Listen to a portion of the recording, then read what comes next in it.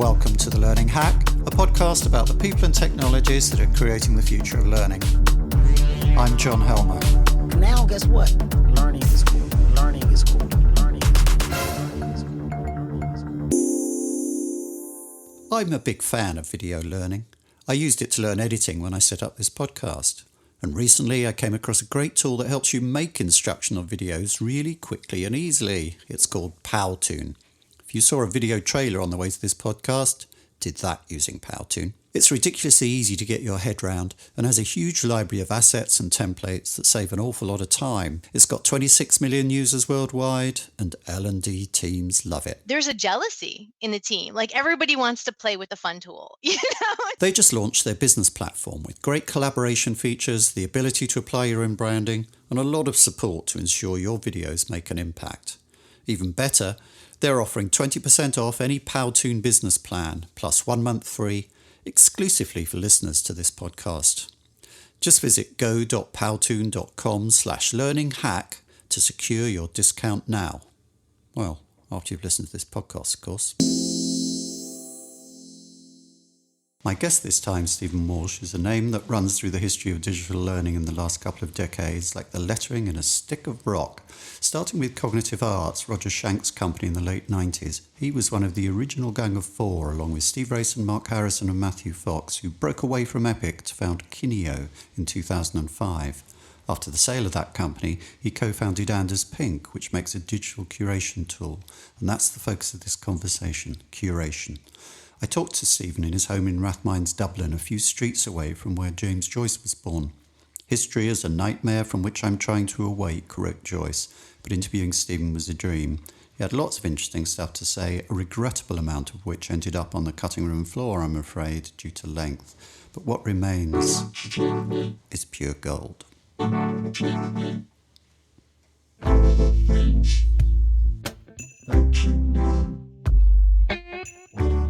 So Stephen, for the benefit of people who don't know Anders Pink, can you describe briefly how the tool works and the benefit it provides to learners and learning departments? Yeah, well, thanks for having me on, John. Yeah, so Anders Pink is a content curation tool.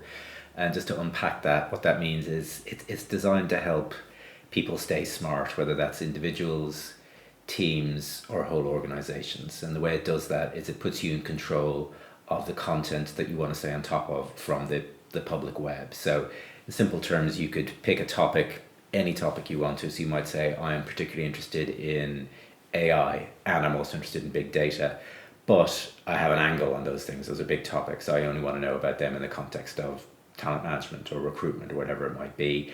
And I only want to see content from these 25 websites, these 5 RSS feeds, these hashtags, whatever it might be. So you're looking at the whole web, narrowing it down to get a feed of content that's very specific to what you're interested in. Once you've got that, it stays up to date. It goes out to the web every few hours, looks for content that matches what you're interested in, and then brings it to you. So and you can consume it then wherever you want to. So whether that's natively on our app, but more commonly what we're saying, and I know we'll get into this later on, is put this inside the tools that I'm already using to do my daily work. So that might be an LMS or an LXP, or it might be Slack or Microsoft Teams, or really wherever you want it to be. So it's about staying up to date on the topics that matter to you, getting that content whenever you want, and getting that content wherever you want. Curation, it seems to me, became a thing in learning when people woke up to the fact that the moment had long passed when we had reached the critical mass of the learning content we needed in the world to populate the learning management systems. And it seemed that we were beginning to endlessly reinvent the wheel with content production. So there was an obvious cost driver there, given that a lot of digital content is out there and is free. And the technology was there to make it happen based initially on RSS feeds, which goes back to the very early days of the web. So it happened. Do you think that's a fair summary? Is it a bit reductive, or do you have a different view? And if I can ask two questions at once. What made you decide, having been one of the founders of Kineo and having achieved a successful exit with that this was going to be your next thing? Yeah, I'll try and answer two questions at once. So I think that's a fair starting point for kind of the gestation of what we're now calling curation. It really comes from that challenge I think we all face when looking at web-based content, which is, to put it in simple terms, there's a lot of it. There's, depending on which figures you believe, there's somewhere between 3 and 10 million blog posts published every day. You're not going to read all of those. You're not going to read a fraction of a quarter of 1% of those, and nor should you, because most of them are not relevant to you. So I think for a lot of L&D people, there has been that kind of two-edged challenge. There's the endless pressure to do more for less, to get more out of increasingly diminishing budgets, and to turn things around ever faster. So that's the treadmill that learning professionals, I think, have always been on, and probably will always be on. So it stands to reason that you would think, well, what can I get for free or near to free, and how can I get it quickly? And RSS feeds, I think, were the start of that. And I still use RSS feeds. I think there's a lot of great RSS readers from the early days of the web that are still relevant. They've kind of gone through different iterations now. I think one of the challenges with them is that with an RSS feed, you get where whoever is managing that feed decides to put in it, which may not always be to your taste and to your interest. And I think one of the challenges with them is some of those RSS feeds will deliver an awful lot of content to you daily. Like if you use RSS feeds from the BBC or other sites, and a lot of sites have stopped using them now as well because of this challenge, you're still getting a large amount of content. So yes, a lot of that content is free, but it's not completely free because there's still an opportunity cost. If you're looking at content that's not relevant to you, and you are potentially wasting time going down a rabbit hole, reading something and then realizing, actually I got nothing from that, that's a cost. And you may say that's a fractional cost. Maybe I wasted 2 minutes of my time. But when I talk to our clients, you scale up that cost across 1,000 or 10,000 people. That's a lot of time, and we're always pressured in L&D to justify the time investment, to make things more efficient. And that's one of the things, I think, going back to the second part of your question, looking at this coming out of Kineo, is there a better way for us to ask people to spend their time? I'm hold up my hand, I'm guilty of spending 20 years asking people to spend time in e-learning courses, and at the behest of our clients, and lots of great ones. But those, have often come in units of 30 minutes, 45 minutes, an hour, and I know we're always driving that down now. But is that always the best answer to the performance question? And I think that was what I was coming out of Kineo thinking about, is I kind of made a blood pact with Steve Racing when we left to say, let's not make any more e-learning. There's enough great people doing that, and Kineo continues to do it, as do everybody else in the market. But is there another thing that we can put into the palette or the toolbox for L&D to say the answer doesn't always have to be let's build something or let's buy something?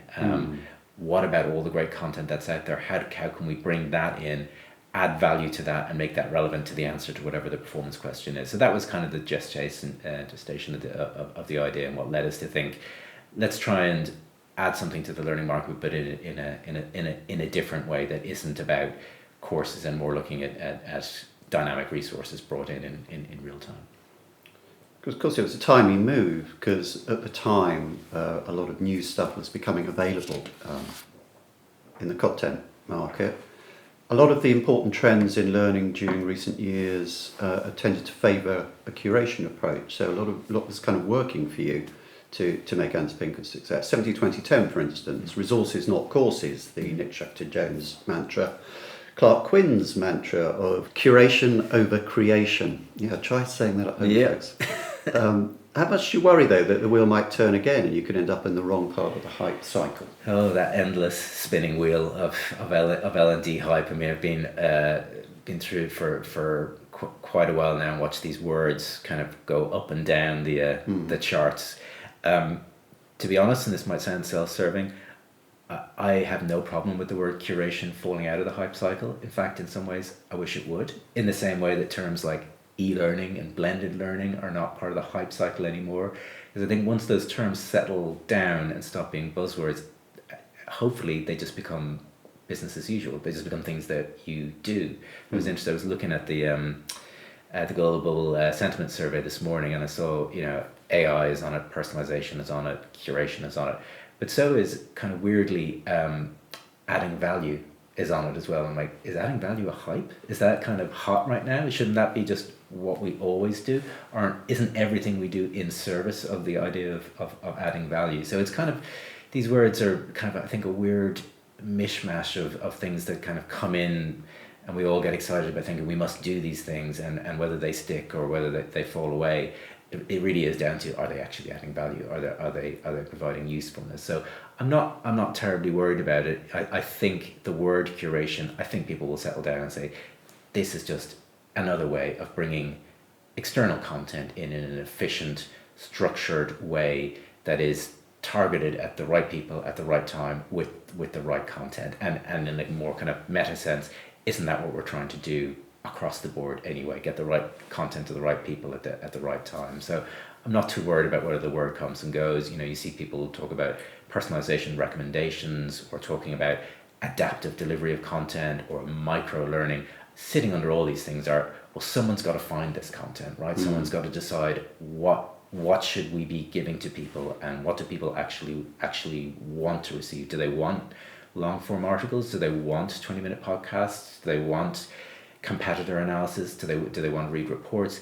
And to me, that's just back to kind of basics with L&D, which is, are you asking people those questions? Are you consulting with them? I'll borrow a phrase that really stuck with me from Jane Hart. Rather than being a content maker all the time, be a content concierge. Just if you could sit down with the head of sales or head of engineering in your organization and say, just tell me what it is you want. I will go and get it for you, and I will deliver it to your virtual door, and I will put it wherever you want to get it, and I will deliver it as frequently as you want it from whatever site sources you want to. I think that helps to change the conversation, rather than, I think we've been stuck in this mode for a long time with L&D, is whatever it is you want, the answer is going to be a course of some form or other, and I will build it or buy it, and you'll get it in 3 to 6 months. It's trying to break that cycle and say, I can get you something right now. So the way to think about Anders Pink is really like the Wes Anderson film, The Grand Budapest Hotel. It's the Society of the Cross Keys. I would like to think so, and I would happily cast myself as the bellboy in that analogy, John, as I'm constantly going up and down the elevator to try to find that content. But yeah, I think it is. I think it is about, and it's not. And this is the other thing I would say, because people talk about the hype cycle, and I get asked, so is it the end of courses? I'm like, of course not. We all still need structured learning experiences that take us from one point of our understanding or performance to another point, and I'm not doing away with those at all. It's not a replacement for that.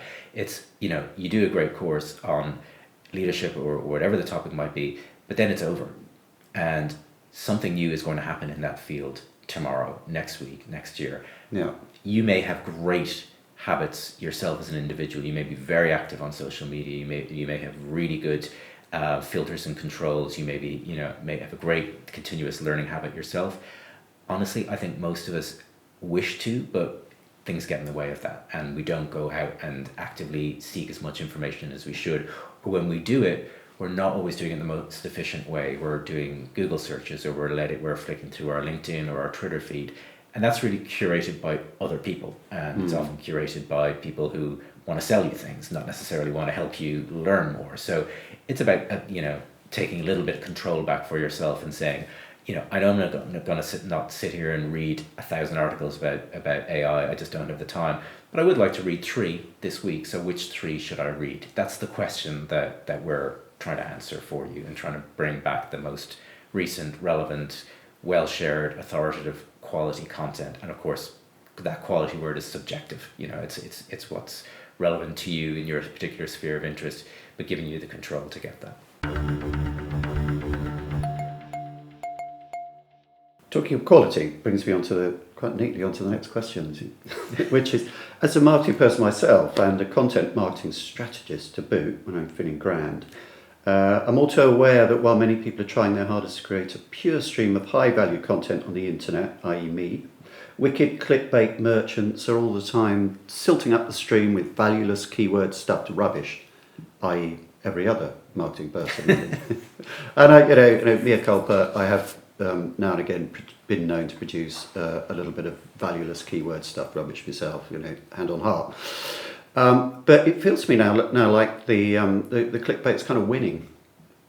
Is that a problem for you, given that Anders Pink, really the raw material you work with is kind of the content that's out there? Do you feel that as well? Do you think the quality problem is getting worse, and are you winning that battle?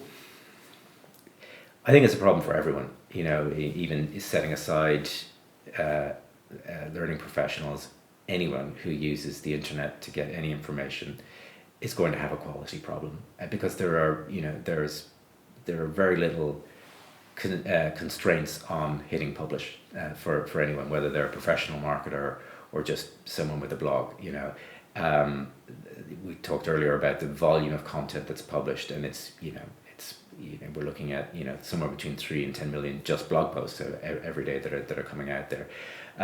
So you have to wade through an awful lot of rubbish to get to what the gems are.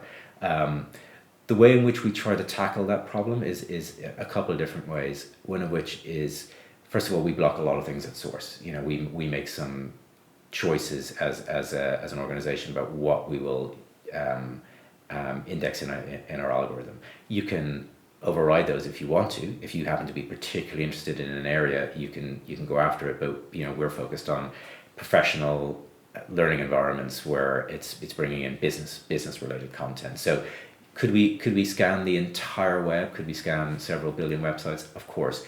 Do we really need to? I don't think so, because I think there's you know, a narrower set of business related domains. So that's kind of the first wave of attack, if you like, that we take.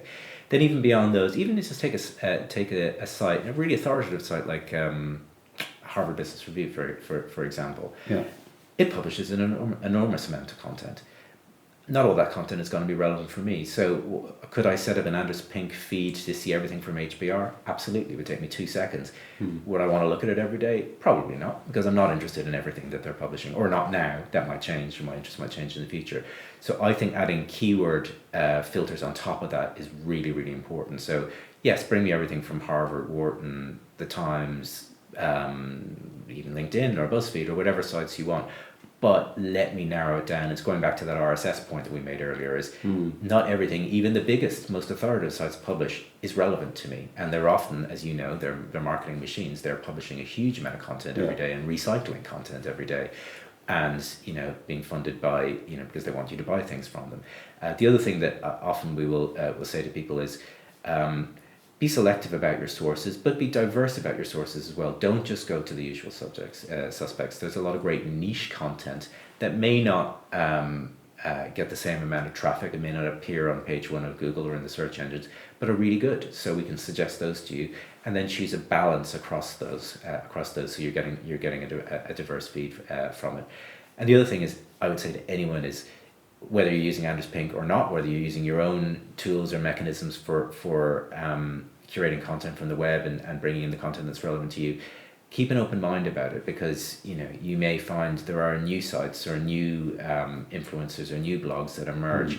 Start looking at them and start switching off ones that don't add value to you. And I think that's a hard habit to fall into. We tend to go to our safe haven or, you know, perceived truthful sites that are always top quality, but they change. You know, editorial stances change, quality changes, even for well-established publishers and marketers. So adjust those. If you're finding a site that's increasingly moving towards more advertorial content, there's no compunction on you to keep looking at it. There's plenty of other places out there to get content. So keep an open mind, and I would say always be pruning, always be looking for better content. But beyond what we do is we use a lot of algorithms to pull in what we consider the best quality content and give you as a user a lot of control about it. The other thing that I think helps to fight this kind of quality war, if you like, is other people. You know, and I think of curation as partially supported by machines. You know, we use machine learning to do a lot of the heavy lifting for us. But beyond that, I really like what Harold Jarkey talks about in terms of personal knowledge management and curation. It's just 3 words: seek, sense, share. So seeking being find the content. Tools like ours and others are great for doing that, because you don't have to go out to the web and look at 85 different places. You know, we will do that for you and bring that content in. But it's down to you as a human to say, well, does this make sense? You know, is this quality? Is it relevant?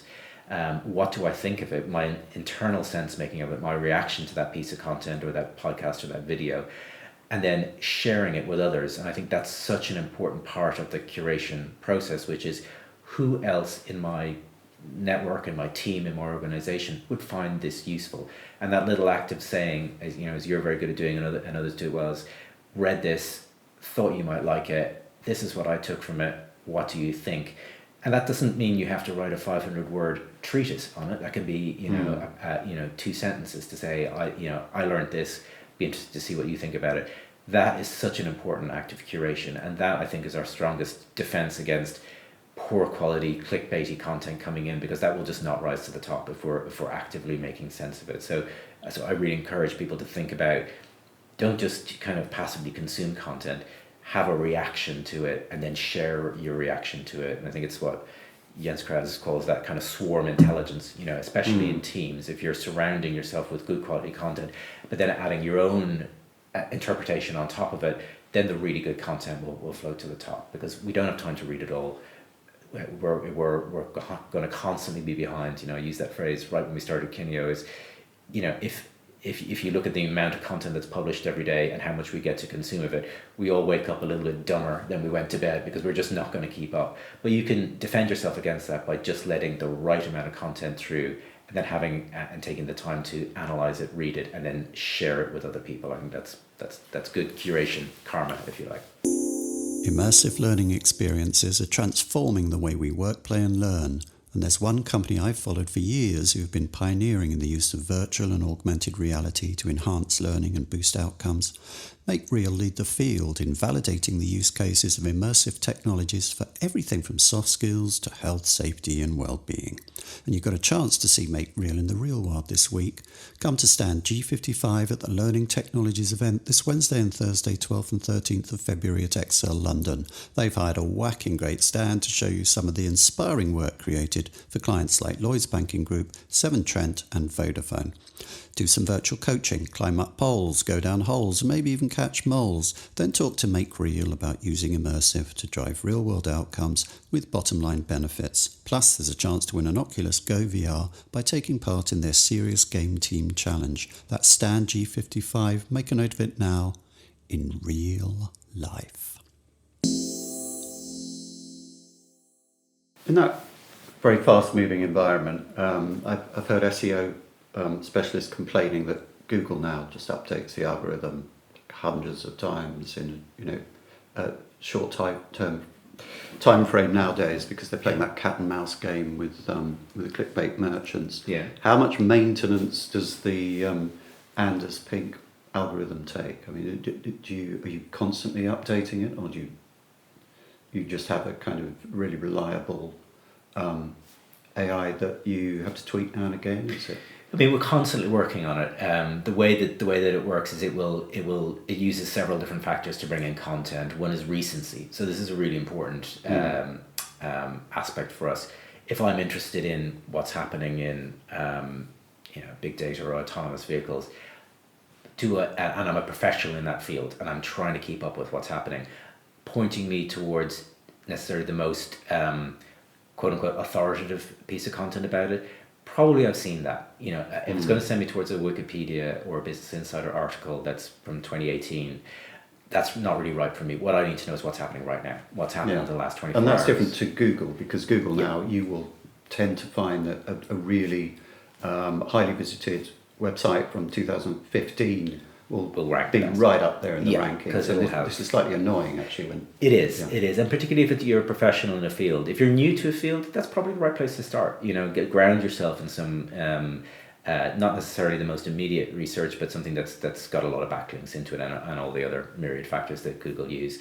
But sometimes people ask us, well, why can't I just Google this content? Well, you can. I mean, it's all public domain. We're not bursting through paywalls to get you this content. But you will find that Google does not rank recency as such a primary factor. And it's not the only factor we use. But for most of the clients we work with, say, for example, we work with a lot of sales teams, and they say, look, if one of my clients, one of my prospects acquires somebody or merges with somebody, I really need to know right now. And because that is actionable information for me, I can use that to start a conversation with them. Or if my competitors does something, I really need to know about it right now, because I need to know, do I need to ignore, react, counter it in some way? So immediacy, relevancy become really, really important in lots of the use cases that we're working in. Google's not the best tool for you. It's brilliant in a million other ways, but it's not the best tool for doing that. Yeah. We look at how well shared content is. That's not always the purest factor because, as you know, you can game sharing as well. Clickbait merchants are very good at getting people to click through their content. But generally, it's quite a good, strong signal, and particularly who's sharing it. If there are influencers that are sharing it that are well liked and well trusted, that helps as well. We're also looking at domain authority. The other thing that we look at is whether a domain regularly publishes content on a particular topic or not. So if you take, I don't know, the Daily Mail, and they happen to write an article about e-learning, first of all, I think the world would shift on its axis if that happened. But if it did, I wouldn't rank the Daily Mail as an authority on e-learning because this is kind of one article in 8 million that they've published. If it's a domain that or an expert or an influencer who regularly writes content or publishes podcasts or videos about a topic, we rank that higher because you're demonstrating that you have ongoing expertise in that area. I'm getting the sense that provenance is really quite an important factor for you, more so even than Google. That's a great word for it. Yeah. I think it is. It's a fancy word. It's a fancy word, but I like it. We worked with an engineering client recently who is interested in remote vessel technology. Now I know, there's lots you and I could talk about in the area of remote vessel technology, us both being deep experts in this area. So I knew nothing about this area. I said to them, well, where would you go for this content? And they said, there's millions of articles out there, but really there's 10 academic journals that matter. Right. And the rest of it is kind of upcycled versions of that, or kind of just different people's takes on it. If we just look at those 10 journals, and not all of those journals, because there's only certain aspects of things in those journals we're interested in, that's not even 80-20 for us. That's more like 95-5 for us. We don't need to be looking beyond that. Now, a counter argument is, well, are they looking too narrowly? Are they maybe missing something left field? It's a bubble. Yeah, it's a bubble.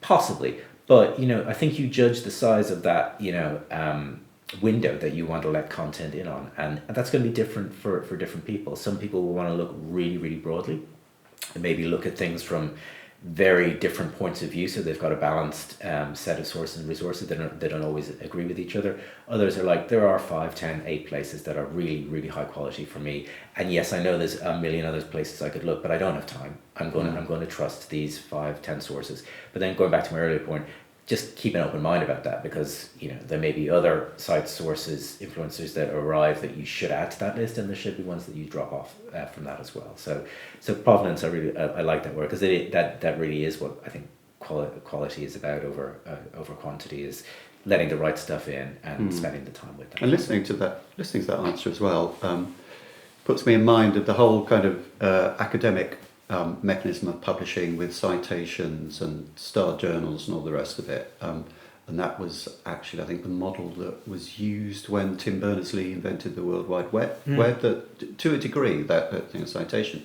Yeah. Do you kind of find, because you're in the learning field, do you find you're kind of bumping into that world of academic publishing very much? And sometimes. Because it's very different to Google Scholar. Yeah. Sometimes it depends on, we probably see, there's well over 50,000 different individual briefings that users have created within Anders Pink, and they cover, a multitude of subjects. We see patterns around them, because we're a business focused tool. We see kind of the same things you would expect to see in any kind of competency framework for an organization. So leadership, customer service, sales, technical, engineering, quite a lot about HR and L&D, because those are often our first users inside an organization. Generally, are they looking at academic content? Sometimes. It depends on how technical the nature of the content is. Some of them will use much more broad sources than that. They will look at a range of different websites. But the key thing that nearly all of them do is they'll say, even if I'm seeing content from 50 or 60 websites, I narrow it down. So I will say, yes, I want to see content about this particular subject, but only if it mentions my organization, or only if it mentions my 5 key clients or my 5 closest competitors, and not if it mentions these other things as well. So it's adding those additional rules, which might take you 20 minutes, I think, when you're setting up an initial feed. Once you've done that, that's done, and then you let the algorithm do the heavy lifting, go out and find that content and bring it back to your attention, wherever that might be. With kind of academic searches, there is this kind of thing that you will go and look in the system to see what's been published about a particular thing. And if you only get 3 articles back, that's what there is. It tells you that area is kind of empty. Not a lot of people are talking about it. And one thing I noticed when I used Anders Pink recently, because it's been a gap of kind of 2 or 3 years since I last looked in, was how selective it was. I actually to compile these, as you know, to compile these question lists, I put the word curation into Anders Pink. I got very few articles back, and in one way I'm very impressed by that. It's very focused and it was very interesting. On the other hand, when it comes to that thing of, I'm doing a search because I want to see how full this knowledge field is, or whether it's kind of empty. If I get a very limited response back like that, how much can I trust that to be a map of the knowledge area with Anders Pink? Yeah, so one of the reasons you will have seen a fairly selective view on that is we apply a filter by default without getting into kind of people can go and play with the tool for free on the website, but we will immediately narrow that down to a number of business domains, about 6,000 at the moment. That number is changing all the time. So if you're asking 6,000 sites about curation, I don't know if you applied any additional words to that as well, that's going to start narrowing it down quite quickly. You can switch those filters off, and I do say this to people is, go broad first, see what comes in, and then see what you like. And see what unpacking that word is quality, relevant, timely in your domain, and then start narrowing down from there. So you could look at curation, for example, and get a much wider range of articles, and then you can do what we sometimes call training the briefing, which is you can basically thumbs up, thumbs down, say yes, I like that. I never want to see anything from that site or author again, or I want to see more like this and less like that. If you interact with 20 or 30 pieces of content like that, that makes a huge impact on what the algorithm will bring back for you. So it's just a light layer of machine learning going on there. But particularly in a subject like curation, which will appear in lots of different contexts, it's used in marketing, it's used in museums and galleries as well as learning.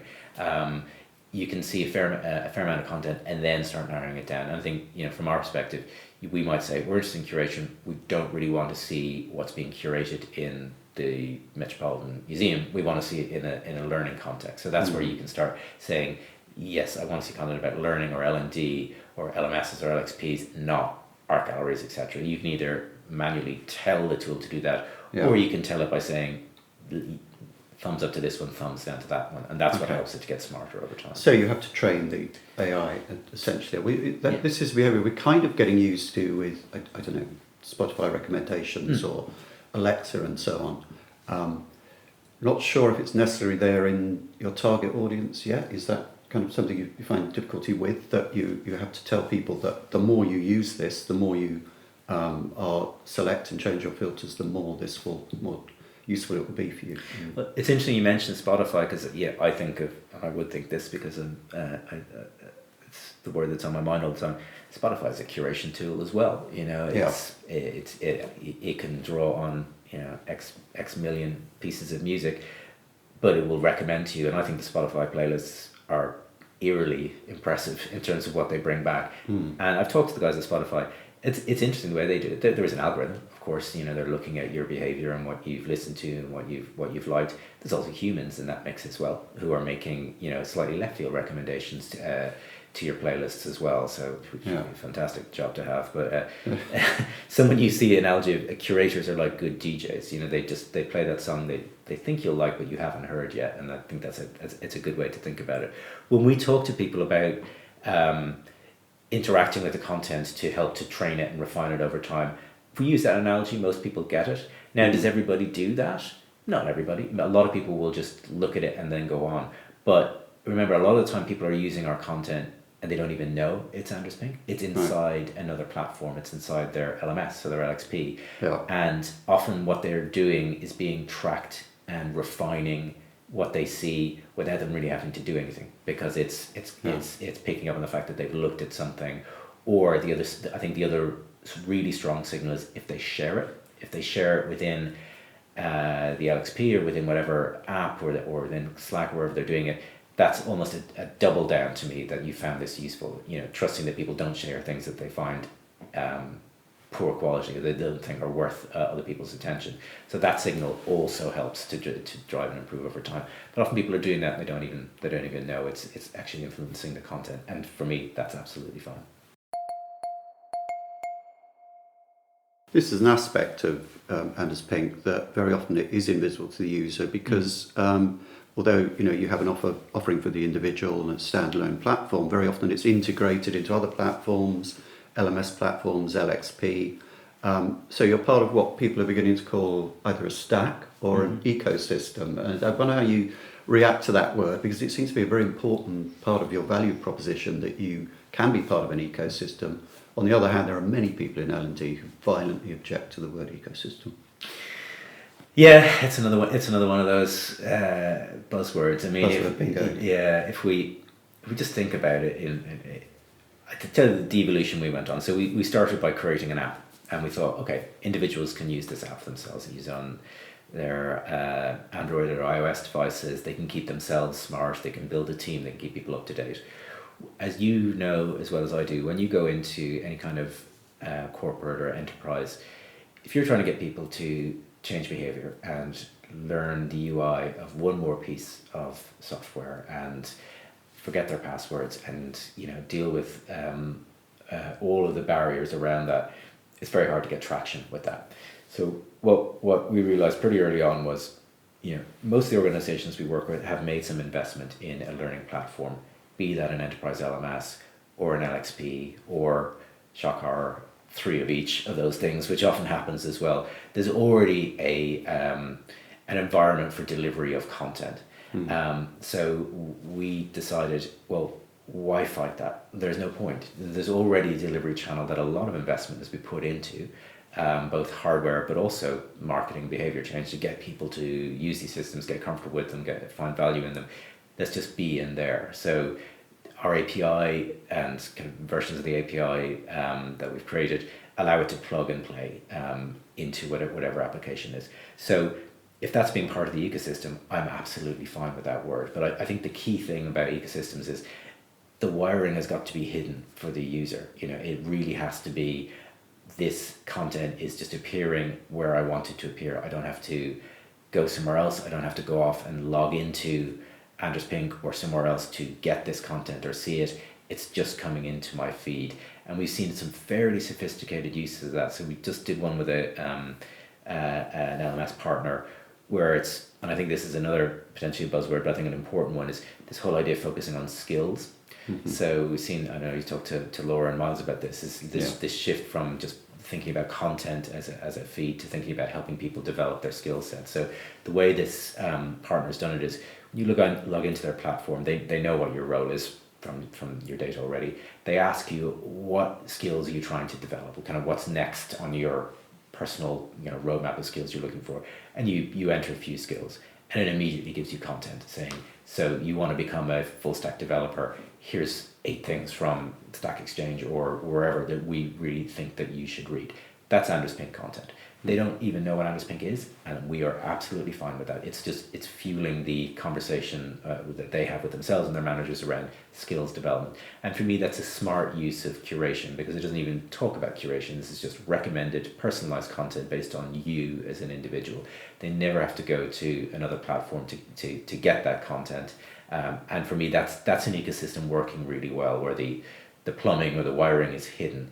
I think where the word is a little bit weaker is what you're really talking about is a bunch of different systems that maybe talk to each other but aren't really on speaking terms, and you're shunting people from one platform to another with multiple interfaces. And that's where I think the phrase could get itself into a bit of a get out, because there's work involved in doing that. There's work involved in making systems seamless and properly integrated, and that's work that we do with 40 partners at this stage. But we want to feel very tightly integrated, because it's, go back to basics, it's all about delivering the right content to the right user, the right time, in the right place. And whether your ecosystem means put it in your LXP, or whether your ecosystem means put it in Slack or Microsoft Teams, it should just go where the eyeballs already are. That's my view about it. It's good you bring up the work that has to go in to make a seamless user experience, because you do find in conference speeches and brochures and marketing literature and so on, the existence of APIs is kind of waved around as a magic wand, as this makes everything work. But of course, a great deal of work has to go into that integration, so that you get a frictionless experience. And people don't have a frictionless experience at all in organisations at the moment, moving from one platform to another. My limited experience of doing that, it's a nightmare. Yeah. And it really affects the user experience if they feel like the work has not been done to make this easy and seamless for me. You know, people are busy enough. Our job in learning is to make their jobs easier to do by supporting them. If we're going to kind of separate it from whatever technology or whatever act you might take around that, if part of what we're doing is asking them to, you know, log into 4 different places and be, you know, have iframe within iframe and have a kind of a jarring experience where they're not really sure where they are anymore, we are not doing our jobs properly. So that is work, you know, making the right endpoints for an API. And we do this all the time. We'll work with a client and say, okay, what is your use case? What is the gold standard experience that your users would like to have? Let's make our API do that for you, or make our SDK do that for you. And that can be lots of different ways. You know, you asked earlier, do learners always, you know, are they aware of how to set up feeds and apply the right filters and so on? Well, maybe they don't have to. You know, we've done with one partner, they have a widget within their platform where you choose from a series of topics. You know, are you interested in coaching UX, but you know, properly nested ones? Once you choose those, you're getting a preloaded briefing in the background that's been made by that organization on LXP. So the organization, the LXP in that case, has decided this is the very best of leadership. We will choose the sites and sources that are right, and we will apply the right keywords. So the end user doesn't necessarily have to understand how everything works. However, the the customer, the buyer, the head of L&D or whoever, or the administrator of the program, definitely needs to know that. So you have a communications, the whole onboarding process with them, because they're the ones that need to make decisions about, you know, what is the right content for the organization. Now you can say, as you said, you can open it up to people and say, do whatever you want. You know, everybody in the organization can make your own feeds, your own briefings, and do your own thing. There is a risk of inefficiency with that. You know, if you've got, I don't know, 20,000 people in an engineering function and they're all making slightly different versions of what they want, maybe that's good, maybe that's bad. And when I have that conversation with people, it's not a technical conversation, because either way is perfectly possible. It's more of a cultural one. Do we want to kind of mandate from the center, this is our collective view on the right content for you guys? Do give us feedback, or, you know, recommend what you think we should be doing differently, or do we want to let 1,000 flowers bloom, or whatever the expression is? Depends on the organization. You can do either.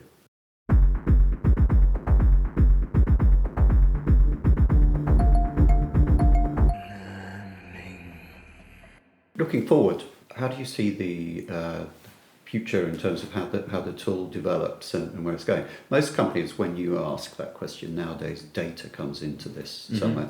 And I've been conscious while we've been speaking that there is a lot of data being captured. The use, the selections, the filtering that's being done. Is that your route to developing Anders Pink? And can you talk a bit about that?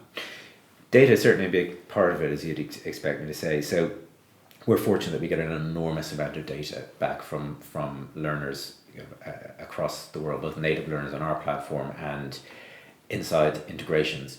Not who they are, because, you know, obviously we have to, you know, pay attention to GDPR and everything about that, but what content is being most recommended, most shared across the world. So, you know, and this is a problem I think I always felt in Kineo, you know, is you have 20 organizations who are all building a piece of content about let's say GDPR, for example.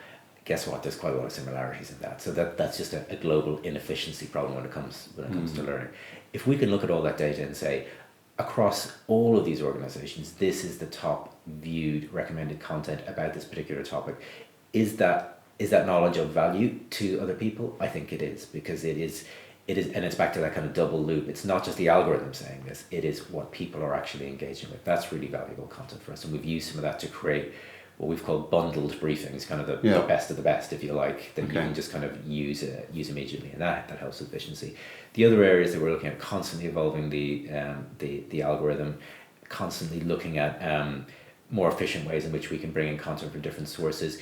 Quite a few people have said to us, look, it's great that you're curating content from the public web, as it were, the stuff that's out there, but we've already spent a lot of content on third-party libraries, be that LinkedIn or GetAbstract or Skillsoft. Could you curate those as well? You know, could you take a feed from those and say, this is the content that's from the web, this is the best content from all of your libraries, whether you've built it, licensed it, bought it, and merge those together in some way? And the answer is yes. We absolutely can do that. That's an evolution of the API and how we kind of manage all that content together. But that we're actively doing that at the moment as well. Do you begin to look a bit like a knowledge management system? I hope not. But it's probably the same underlying principle, which is how do we take all of the content that's either freely available inside your organization, even if it's in your intranet or licensed, and combine it together and give it kind of a single personalized feed to individuals around that. I don't really think that's being tackled at the moment, because I think different publishers will have different views on where they want you to see their content. They want to believe that their content is the single answer. And my view is none of us has a monopoly on the best ideas in any particular field. And the best service we can provide to learners and organizations is to bring these things together and let the best content rise to the top. So that's something we're looking at. Languages is the other big thing for us. So we work with lots of global organizations who say, yes, but our French market wants to see the best content written in French and not translated from English to French, but from authoritative French websites, because that's the particular area they're looking at, or Germans or wherever it might be.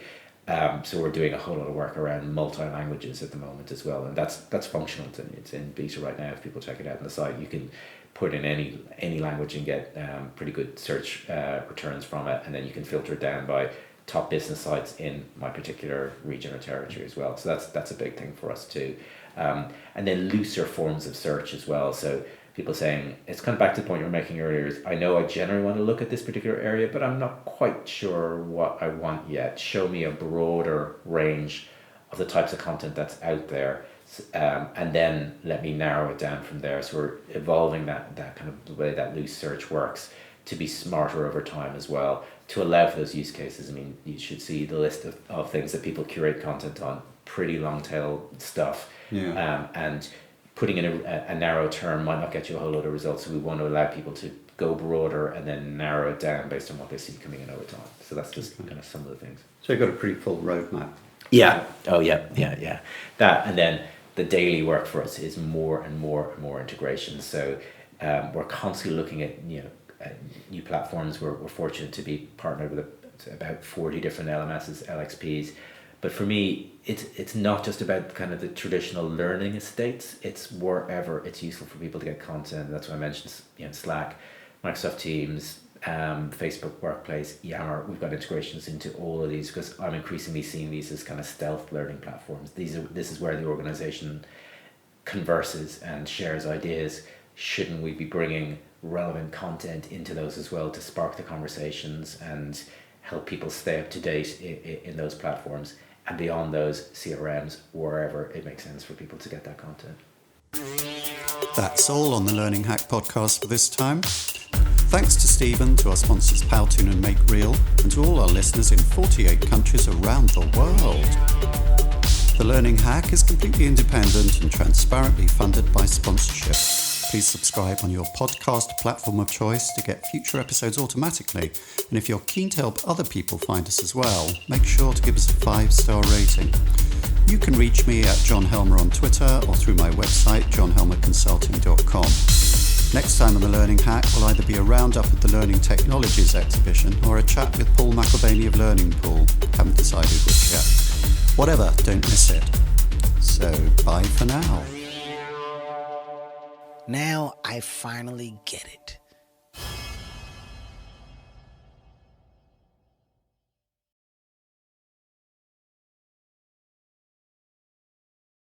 Has the adoption of LXPs that we've seen over the last 5 years or so, has that made much of a difference to you? Has that been an enabler, or? It's definitely been an enabler for us, because I think most of the new... For the benefit of the people on the podcast, Stephen was nodding. Yes, sorry. Let me vocally nod and say yes. LXPs have definitely been an enabler of our growth, and I think for a couple of reasons. The LXPs, the newer crop of them that haven't maybe come from the with a kind of the vestigial tail of an enterprise LMS, start from a different place. Lovely metaphor. There you go. Don't think about that one too hard. Yeah.